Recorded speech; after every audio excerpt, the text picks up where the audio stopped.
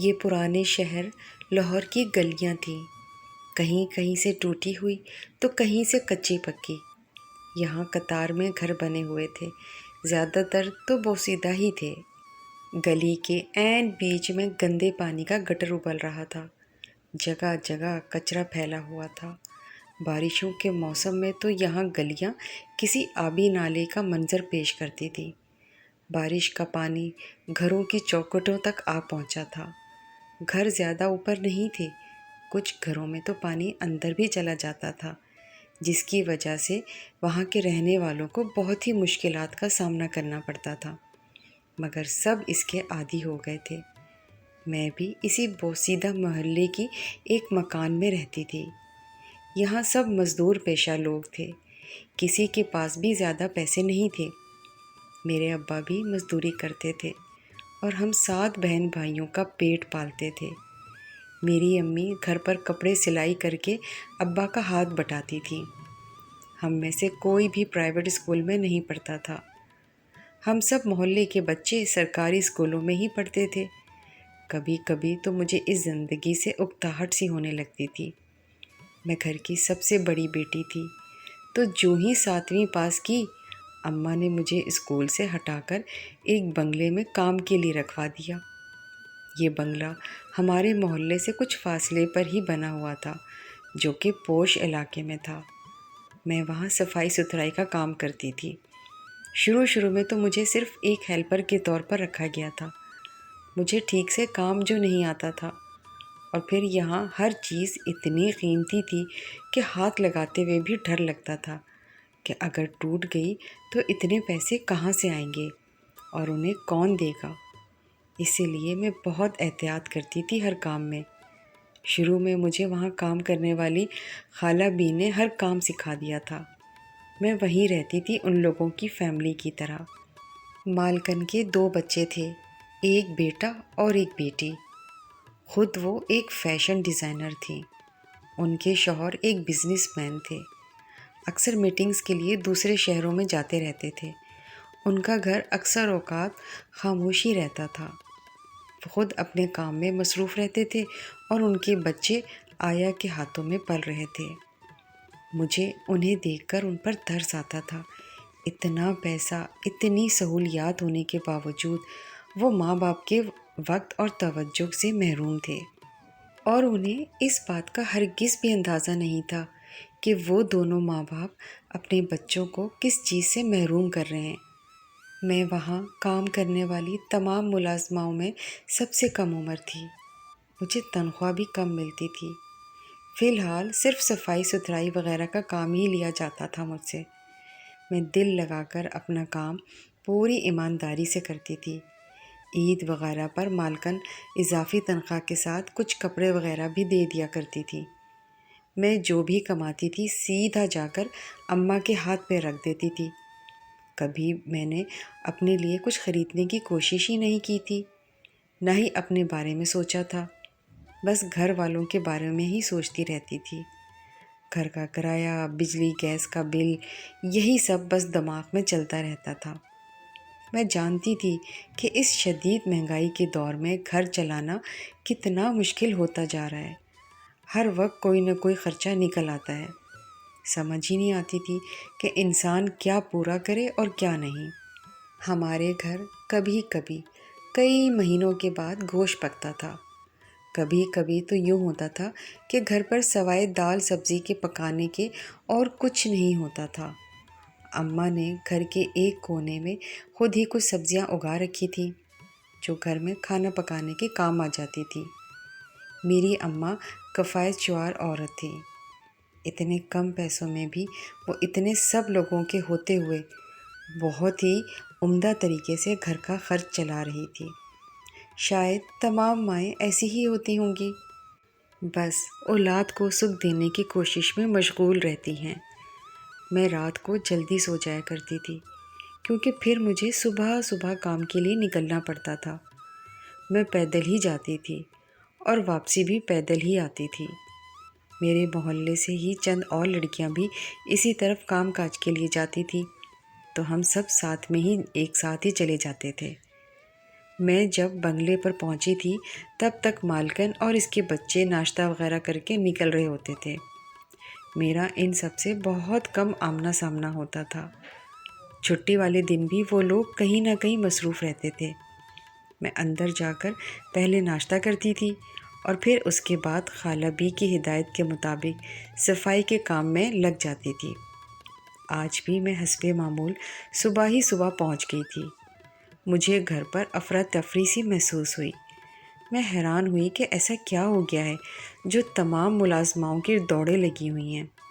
میں اندر آئی اور وہیں کام کرنے والی ایک لڑکی سے اس بارے میں پوچھا کہ کیا ہوا ہے، خیریت تو ہے؟ اس نے بتایا، ہاں سب ٹھیک ہے، آج گھر پر پارٹی ہے تو بس اسی کی تیاریاں چل رہی ہیں۔ ہر سال مالکن بہت بڑی پارٹی رکھتی ہیں یہاں پر، جس میں بڑے بڑے لوگ آتے ہیں۔ آج بہت دیر تک اور بہت زیادہ کام کرنا پڑے گا ہم سب کو۔ میں نے اس کی بات کو سن کر ناسمجھی سے سر ہلا دیا۔ مجھے اندازہ ہی نہیں تھا کہ پارٹیز کیسی ہوتی ہیں۔ بہرحال میں نے شام میں گھر پر اماں کو پیغام بھجوا دیا تھا کہ آج دیر سے آؤں گی، کام زیادہ ہے۔ پورا دن ہم لوگ تیاریوں میں ہی لگے رہے تھے۔ لان کو بہت ہی خوبصورتی سے ڈیکوریٹ کروایا گیا تھا۔ پورا گھر اچھے سے صاف کیا گیا تھا۔ مالکن پورا دن گھر پر ہی رہی تھیں اور سب کو مختلف ہدایت دیتی رہی تھیں۔ ہمیں یونیفارم پہننے کو دیا گیا اور کہا گیا کہ پوری پارٹی کے دوران ہم نے یونیفارم میں ہی رہنا ہے۔ شام ہوئی تو مہمان بھی آنا شروع ہو گئے تھے۔ ہر طرف حیرت انگیز کھانوں کی خوشبو پھیلی ہوئی تھی۔ مہنگی ترین لباس پہنے لوگ آ رہے تھے اور ادھر ادھر گھوم رہے تھے۔ میں نے پہلی بار کوئی ایسی پارٹی دیکھی تھی۔ ہم سب لوگ مہمانوں کی خاطر تواضع میں لگے رہے۔ رات گئی جب پارٹی ختم ہوئی اور مہمان جانے لگے تو ہم سب ملازماؤں کو ڈھیر سارا کھانا پیک کر کے دیا گیا اور آج کے کام کی الگ سے اجرت بھی دی گئی۔ میں ان سب سے بہت خوش تھی۔ میں جانتی تھی کہ گھر پر سب اتنا اچھا کھانا دیکھ کر خوش ہوں گے۔ میں نے اب تک کچھ نہیں کھایا تھا۔ میں گھر واپسی کے لیے نکل گئی۔ رات کافی ہو گئی تھی۔ میرا دل بھی گھبرا رہا تھا اندھیرے میں آتے ہوئے، مگر بہرحال میں آ ہی گئی۔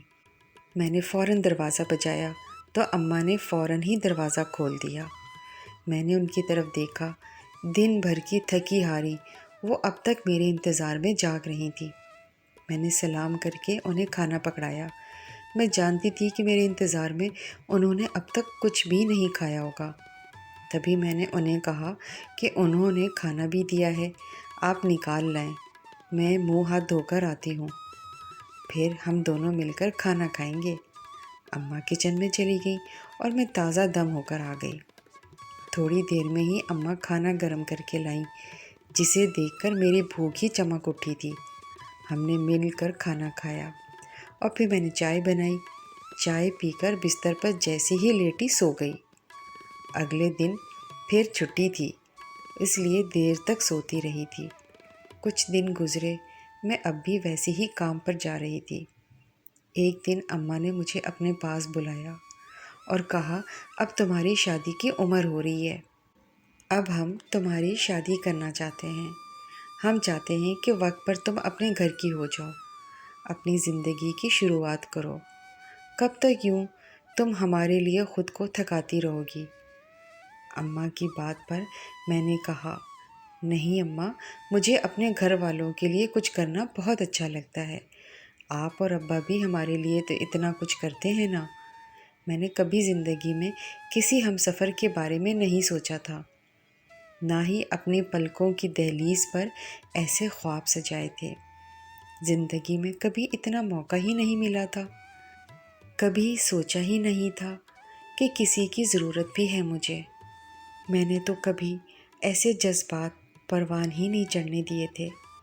اب جب اماں نے شادی کی بات چھیڑی تو میرا دھیان اس طرف گیا۔ پہلی بار میں نے سوچنا شروع کیا کہ کیسا ہم سفر ہونا چاہیے، کیسا ہونا چاہیے وہ، مجھے چاہنے والا، میرا خیال رکھنے والا، دکھ درد بانٹنے والا، جس کے ساتھ زندگی کے کٹھن راستے بھی آسان ہو جائیں۔ ایسا ہونا چاہیے۔ میں نے اب خواب بننا شروع کر دیے تھے۔ مجھے شکل و صورت سے کوئی غرض نہیں تھی، بس انسان اچھا ہونا چاہیے، بات بات پر گالی نہ دیتا ہو۔ میرے محلے میں ہر دوسرے تیسرے گھر کی یہی کہانی تھی۔ مرد دن بھر ادھر ادھر گھوم پھر کر آتا اور رات کو بیوی کو مار پیٹ کر اس پر سارا غصہ نکالتا تھا۔ اکثر میں دیکھتی تھی کہ کسی عورت کے منہ پر نیل پڑا ہوتا تھا تو کسی کے بازو پر پٹی بندھی ہوتی تھی، کسی کے سر سے خون آ رہا ہوتا تھا۔ یہ سب دیکھتے ہی میں بڑی ہوئی تھی، مگر شکر تھا کہ میرے ابا ایسے نہیں تھے۔ وہ عورت کو عزت دینے والے انسان تھے۔ میں نے کبھی ان کی اونچی آواز بھی نہیں سنی تھی، نہ ہی ان کو کسی پر چیختے دیکھا تھا۔ اسی لیے میرے دماغ میں ہم سفر کو لے کر ایک با اخلاق اور غیرت مند مرد کا خاکہ ہی بننے لگا تھا، مگر میں نہیں جانتی تھی کہ حقیقت اس کے برعکس ہونے والی ہے۔ میں نے اماں ابا کے کہنے پر شادی کے لیے ہاں کر دی تھی۔ میری شادی جس سے ہوئی تھی اس کے آگے پیچھے کوئی نہیں تھا، نہ کوئی رشتہ دار، نہ کوئی بہن بھائی۔ سب کہتے تمہاری زندگی بہت اچھی گزرے گی، مگر شادی کے کچھ دن بعد ہی اس نے اپنے رنگ ڈھنگ دکھانا شروع کر دیے۔ وہ کماتا نہیں تھا، نشہ کرتا تھا، مجھے مارتا پیٹتا تھا۔ میں نے خود ہی دوبارہ سے کام کرنا شروع کر دیا۔ وقت گزرتا گیا، میری 3 بیٹیاں ہوئیں، اور جب چوتھی بار امید سے ہوئی تو شوہر نے آسمان سر پر اٹھا لیا۔ اسے بیٹا چاہیے تھا۔ میری ڈیلیوری گھر پر ہی ہوئی تھی۔ شوہر کو اطلاع ملی تو بھاگ کر آیا، اور جب آیا اور اس کو جنس بتایا تو بہت ہی چیخا اور چلایا، کیونکہ اب کی بار بھی میرے ہاں بیٹی پیدا ہوئی تھی اور اسے یہ قبول نہیں تھا۔ میری بیٹی بہت خوبصورت تھی۔ 4 بیٹیاں تھیں میری، مگر میرے شوہر کو بیٹا ہی چاہیے تھا، اور جب وہ نہ ہوا تو اس نے مجھے خوب مارا، گالیاں دی۔ میں سمجھ نہیں پائی کہ اسے بیٹی کی اتنی خواہش کیوں ہے۔ وہ تو وہ شخص تھا جسے اپنے علاوہ کسی کی بھی فکر نہیں تھی، بس اپنے آوارہ دوستوں کے ساتھ ادھر ادھر گھومتا رہتا تھا۔ کبھی کہیں نشے میں لڑکھڑا رہا ہوتا تھا تو کبھی کہیں پڑا ملتا تھا۔ اکثر تو گھر کے دروازے کے سامنے ہی لیٹ جاتا تھا۔ میں اس سے سخت تنگ آ گئی تھی۔ میری دعا ہوتی تھی کہ وہ گھر ہی نہ آئے، اتنی اس نے ہماری زندگی اجیرن کر رکھی تھی۔ اس کے ہونے یا نہ ہونے سے ہماری زندگیوں پر کوئی فرق نہیں پڑتا تھا، بلکہ اس کا ہونا یا نہ ہونا زیادہ ہی اچھا تھا ہمارے لیے۔ وہ آتا تھا تو بس بکتا، جھڑکتا، گالیاں دیتا، کھانا کھاتا اور پیسے چھین کر بھاگ جاتا تھا۔ اب میری بیٹی کو ہوئے چند دن ہی گزرے تھے۔ میری حالت ٹھیک نہیں تھی، اوپر سے اس نے مارا پیٹا تھا مجھے۔ میں خود کو سنبھال بھی نہیں پا رہی تھی اور نہ ہی بچی کو۔ تب اس مشکل وقت میں میری پڑوسن عذرا نے میرا بہت ساتھ دیا۔ جس وقت میرا شوہر گھر پر نہیں ہوتا تھا وہ میرے پاس آ جاتی تھی، میرا پورا دھیان رکھتی تھی۔ بچی کو نہلاتی دھلاتی بھی وہی تھی۔ اس کی اپنی کوئی اولاد نہیں تھی۔ میں کچھ دن میں ہی واپس کام پر جانے لگی تھی۔ پہلے مجھے پیچھے بچیوں کی فکر رہتی تھی، مگر اب یہ فکر کافی حد تک کم ہو گئی تھی، وہ بھی صرف عذرا کی وجہ سے۔ میرے شوہر کو وہ سخت ناپسند تھی، کیونکہ وہ اسے اکثر ہی بول بول کر غیرت دلانے کی کوشش کرتی تھی۔ میری دوستی اس سے کچھ زیادہ نہیں تھی، مگر پھر بھی ہم دونوں ہر مشکل میں ایک دوسرے کو ہی یاد کیا کرتی تھی۔ اکثر جب میں گھر سے کام کے لیے نکلتی تھی تو وہ میری بچیوں کا دھیان رکھ لیا کرتی تھی۔ چھوٹی بیٹی کو تو میں اپنے ساتھ ہی لے کر جایا کرتی تھی، مگر باقی 3 کو گھر پر ہی چھوڑ جایا کرتی تھی۔ میرے واپس آنے تک عذرا ان کے ساتھ ہی رہتی۔ وہ انہیں کھانا وغیرہ کھلا کر سلا دیا کرتی تھی۔ مختلف گھروں میں کام کرنے کے بعد بمشکل کچھ پیسے ہاتھ آتے تھے، جن میں سے کچھ تو شوہر چھین لیتا تھا اور اپنے نشے کی لت کو پورا کرتا تھا۔ باقی میں گھر وغیرہ کا خرچہ نکالنے کے لیے رکھ لیا کرتی تھی، مگر پھر بھی مہینے کے آخر میں کسی نہ کسی سے پیسے لینے پڑ ہی جاتے تھے۔ عجیب سی بے بسی تھی۔ اس مہنگائی کے دور میں بچوں کے ساتھ گزارا کرنا بہت مشکل ہوتا جا رہا تھا، پھر بھی کسی نہ کسی طرح سے گھر کی گاڑی گھسیٹ گھسیٹ کر چل ہی رہی تھی۔ میری شدید خواہش تھی کہ میری بیٹیاں اچھی پڑھ لکھ جائیں، اسی لیے میں نے انہیں سرکاری اسکول میں داخل کروا دیا تھا۔ میں انہیں اپنی جیسی زندگی نہیں دینا چاہتی تھی۔ میں چاہتی تھی کہ ان کا مستقبل روشن ہو، انہیں میری طرح دوسروں کے گھروں میں کام نہ کرنا پڑے، نہ ہی کسی نشئی شوہر کے پلے بندھیں۔ شوہر چاہتا تھا کہ بچیوں کو اسکول سے ہٹا کر کام کاج پر لگا دیا جائے تاکہ 2 پیسے زیادہ آنے لگ جائیں اور وہ ان پیسوں کو اپنی عیاشیوں میں اڑا سکے، مگر میں نے ایسا ہرگز نہیں ہونے دیا۔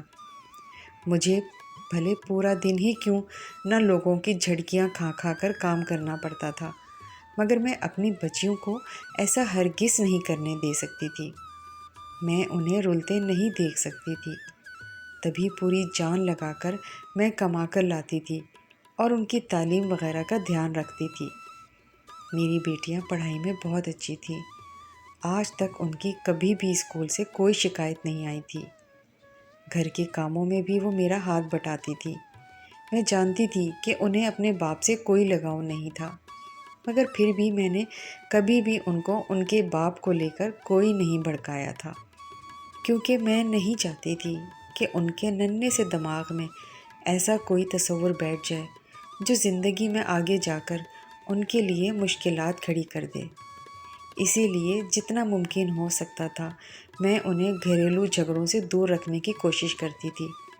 یہ الگ بات تھی کہ اپنی اس کوشش میں میں بہت ہی کم کامیاب ہو پاتی تھی۔ کچھ دن سے ان کی حرکتیں عجیب ہو گئی تھیں۔ میں دیکھ رہی تھی کہ وہ پریشان رہنے لگ گیا ہے۔ ایک دن تو حد ہی ہو گئی، وہ معمول سے جلدی گھر آ گیا تھا اور اندر آتے ہی زور زور سے مجھے آوازیں دینا شروع کر دی۔ میں گھبرا کر صحن میں آئی تو دیکھا کہ وہ حسب معمول نشے سے لڑکھڑا رہا تھا۔ میں نے کہا، کیا ہوا ہے؟ کیوں اتنا شور کر رہے ہو؟ تو وہ بولا، بدتمیز، تو میرے ساتھ زبان چلاتی ہے، شرم نہیں آتی؟ پھر بولا، اگلے ہفتے تیری بیٹی کی شادی ہے، تیاری کر لے۔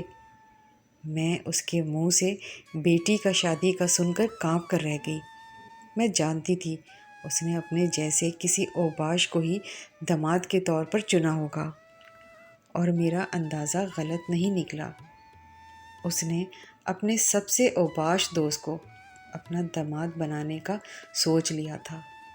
وہ اس سے جوئے میں پیسے ہار گیا تھا، اب پیسے تو تھے نہیں کہ کہیں سے لا کر دیتا، اسی لیے بیٹی دینے کو راضی ہو گیا تھا۔ مجھے اس پل اس بے حس انسان پر شدید غصہ آیا۔ پھر میں نے صاف صاف اس کو منع کر دیا کہ میں اپنی بیٹی کی شادی ہرگز اس جیسے مرد کے ساتھ نہیں کروں گی، نہ ہی میں ایسا ہونے دوں گی۔ اس شخص نے تو کبھی باپ بن کر ان کے سروں پر شفقت بھرا ہاتھ تک نہیں رکھا تھا۔ میں نے ان بچیوں کو اکیلے پالا، محنت کی، مشکل سے مشکل حالات میں انہیں اکیلے سنبھالا، خود کمایا ان کے لیے، خیال رکھا، اور اب کوئی بھی حق جتا دے گا آ کر۔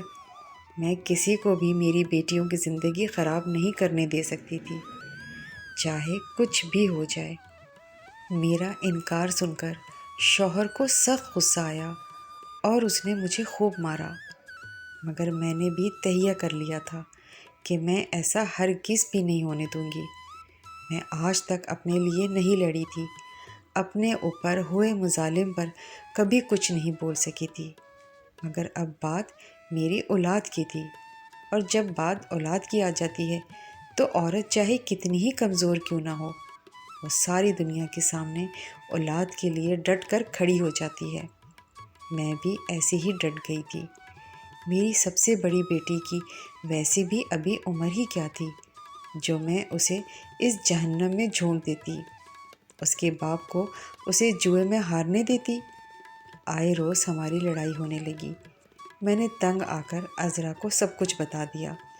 وہ بھی سن کر پریشان ہو گئی تھی۔ مجھے کوئی حل سجھائی نہیں دے رہا تھا، سمجھ نہیں آ رہا تھا کہ کیا کروں۔ ہفتہ ختم ہونے میں 2 ہی دن باقی رہ گئے تھے۔ 1-2 بار سوچا کہ بیٹی کو اس کے ماموں کے گھر بھیج دوں، مگر اس کے باپ کا کوئی بھروسہ نہیں تھا، دوسری کو آگے کر دیتا۔ پھر کچھ یوں ہوا کہ ایک دن وہ لڑتے جھگڑتے گھر سے نکلا اور باہر جاتے ہی کسی ٹرک سے ٹکرا کر مر گیا۔ شوہر کے مرنے پر بیوی کیا کرتی؟ روتی ہے، دکھی ہوتی ہے، غم کا اظہار کرتی ہے، مگر ایک میں تھی جو دل ہی دل میں خوش ہو رہی تھی۔ یوں لگ رہا تھا کہ روح کسی انچاہے بوجھ سے آزاد ہو گئی ہے۔ بعض لوگ زندگی کا ناسور بن جاتے ہیں اور آپ کو ان کے ہونے سے اتنی اذیت ہونے لگ جاتی ہے کہ آپ ان کی موت پر بھی 2 آنسو نہیں بہا پاتے۔ میں بھی اسی کیفیت سے گزر رہی تھی، بس ایک سکون سا اتر گیا تھا۔ اب کوئی لڑنے جھگڑنے والا نہیں تھا اور نہ ہی کوئی مجھ پر ہاتھ اٹھا سکتا تھا، مگر ایک مصیبت جو وہ شخص مرتے مرتے بھی ہمارے لیے چھوڑ گیا تھا، وہ تھا اس کا جواری اور نشئی دوست، جس سے وہ بیٹی کو بیانے کا وعدہ کر چکا تھا۔ وہ اس کی موت کے اگلے دن ہی ہمارے گھر آ دھمکا، اور پھر اس نے اس دن جو تماشا لگایا تھا وہ سارے محلے نے خوب مزے لے لے کر دیکھا تھا۔ میری پریشانیوں میں اب مزید اضافہ ہو گیا تھا۔ مجھے جو یہ لگنے لگا تھا کہ اب زندگی پرسکون ہو جائے گی، تو وہ سب بس میری خوش فہمی یا خیالی ثابت ہوئی تھی۔ اس کا دوست ہم سب کو پریشان کرنے لگا۔ میں نے بہت سوچا اور ایک دن بنا کسی کو بتائے گھر چھوڑ کر چلی گئی، دوسری جگہ شفٹ ہو گئی، وہاں کام کاج کرنے لگی، زندگی سکون میں آ گئی تھی۔ اب بیٹیاں بڑی ہوئیں تو ان کی شادیاں کرنے کا سوچا۔ سب سے چھوٹی بیٹی نے ضد لگا لی کہ وہ ایک لنگڑے سے شادی کرے گی۔ میں مان گئی۔ وہ شادی کے بعد بہت خوش نظر آئی تھی، مگر جب بھی میں کہتی کہ سسرال آؤں تو منع کر دیتی تھی۔ عجیب عجیب خیالات آتے تھے اسے لے کر۔ ایک دن خواب میں مرحوم شوہر کو دیکھا، وہ بول رہا تھا کہ بیٹی مصیبت میں ہے۔ میں ڈر گئی اور بنا بتائے بیٹی کے گھر پہنچ گئی۔ جیسے ہی اندر داخل ہوئی تو یہ دیکھ کر حیران رہ گئی کہ اندر تو میرے مرحوم شوہر کے بارے میں ہی بات ہو رہی تھی۔ میری بیٹی اپنے ہی باپ کو ایک بہت ہی برا باپ کہہ کر یاد کر رہی تھی۔ میں نے تو ہمیشہ یہ کوشش کی تھی کہ میری بچیوں کے دماغ میں ایسا کوئی تصور نہ پیدا ہو، مگر ایسا ہو گیا تھا۔ میں نے بیٹی کو پاس بلایا اور اسے سمجھایا کہ دیکھو، ہر مرد برا شوہر یا برا باپ نہیں ہوتا۔ میرے ابا بہت اچھے انسان تھے، میں نے کبھی ان کی اونچی آواز بھی نہیں سنی تھی، نہ کبھی وہ میری ماں پر نہ ہی ہم پر چلائے تھے۔ اسی لیے تم بھی اچھی توقع رکھو، تمہارا شوہر تو ہرگز بھی برا مرد نہیں ہے، تو وہ برا باپ کیسے ہو سکتا ہے؟ میں جانتی تھی وہ پریشان ہو رہی ہے، اسے امید سے ہونے کی خبر جو ملی تھی، اور اسے ڈر تھا کہ اگر بیٹی ہو گئی تو وہ ٹھکرا نہ دے، مگر اس کا شوہر اسے سمجھا رہا تھا کہ ایسا کچھ نہیں ہوگا۔ ہمارے سمجھانے کا اس پر اثر ہوا، اور پھر یہ وقت نے ثابت کر دیا کہ ہر مرد برا شوہر اور برا باپ نہیں ہوتا۔